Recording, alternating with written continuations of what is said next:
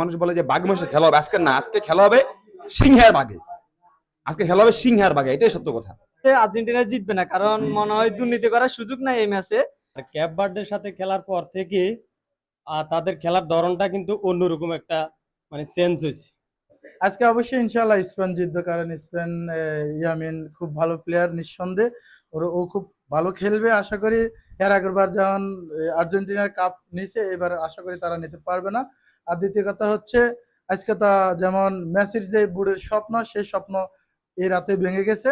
Mbappe জোড়া গোল করেছে এবং অ্যাসিস্ট একটা বেশি। আমার মনে হয় না মেসি আজকে কিছু করতে পারবে। যে নিঃসন্দেহে মেসি দলটা জিতুক আমি চাই, কারণ এটা মেসি শেষ বিশ্বকাপ, আবার ওইদিকে লামিন ইয়ামালেরও প্রথম বিশ্বকাপ। এটা আমি চাই যে মেসি জিতুক, মেসির এটা শেষ বিশ্বকাপ। কয়েকদিন আগে যে ফ্রান্স এবং স্পেন খেলছে, ওখানে স্পেনের খেলা অত্যন্ত ভালো ছিল। আমার ওই প্রেক্ষাপটে মনে হচ্ছে যে আজকে আর্জেন্টিনা তাদের সাথে হারবে না। আর ক্যাপ ভার্দের সাথে খেলার পর থেকে তাদের খেলার ধরনটা কিন্তু অন্যরকম একটা মানে চেঞ্জ হয়েছে। যেহেতু আমরা হারতে হারতে জিতে জিতে আসতেছি, তার মানে আমরা চ্যাম্পিয়ন এবারও হবো ইনশাল্লাহ। আজকে স্পেন জিতবে, কারণ স্পেন খুব ভালো খেলে থাকে। আর বিশেষ করে আর্জেন্টিনার হচ্ছে আমার মনে হচ্ছে যে কমিটির দল।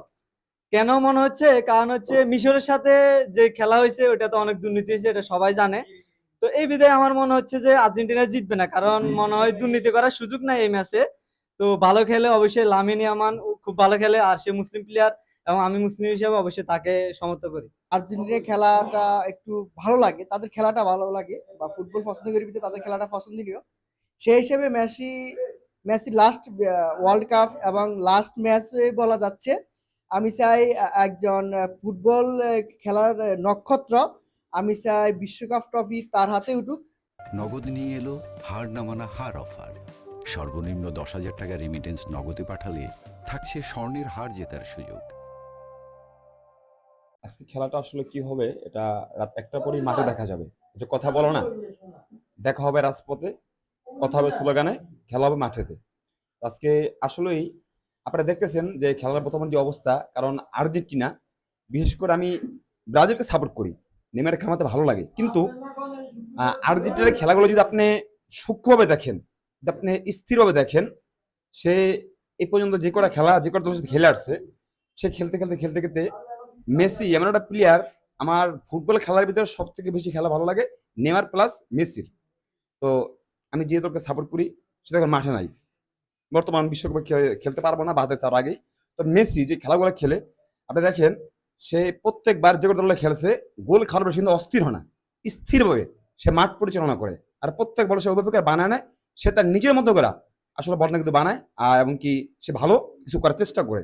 ইংল্যান্ড বনাম ফ্রান্স যে ম্যাচটা ছিল, এটা একটা পাতানো ম্যাচ ছিল। ওখানে এমবাপ্পেকে দিয়ে 2টা গোল করানো হয়েছে শুধু গোল্ডেন বুট পাওয়ার জন্য, কিন্তু সেটা আমাদের প্রিয় খেলোয়াড় লিওনেল মেসি ফাইনাল ম্যাচে 3টা গোল দিয়ে প্রমাণ করে দেবে, এবং ওটা যে একটা পাতানো ম্যাচ ছিল, আর গোল্ডেন বুটটা মেসি নিয়ে নেবে, আর মেসি দেখিয়ে দেবে উনি যে একজন বিশ্ব সেরা খেলোয়াড়।